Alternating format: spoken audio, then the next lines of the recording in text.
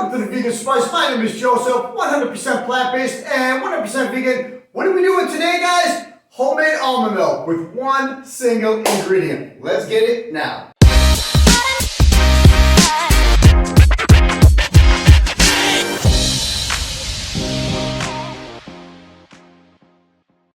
Alright guys, we are making homemade almond milk with one single ingredient. That is it, almonds. I have 2 cups of almonds right here. I soaked them overnight. Why? Because it decreases the phytic acid in the almonds, okay?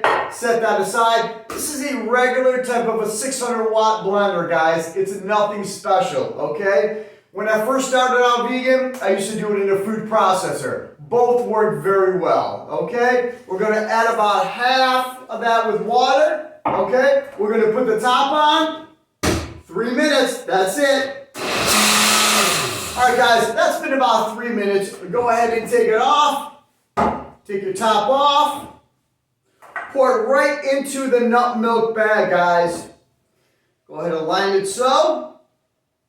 Pour it right in there. This is going to be nice, rich, creamy, and thick, guys. Just like that. Grab the string. It's already straining. The pulp is going to remain in the bag. The only thing that's going to be left is just pure almond milk, guys. That is it. Go ahead and twist it like this, okay? Keep twisting and get as much of the milk out as you can, guys, okay? Nice, okay? Beautiful. Just keep twisting, grabbing and pressing, okay, guys? Just like that. You know, a couple minutes. Take your time. You're not in a hurry, okay? Beautiful like that. See if you get as much out as you can, guys, okay?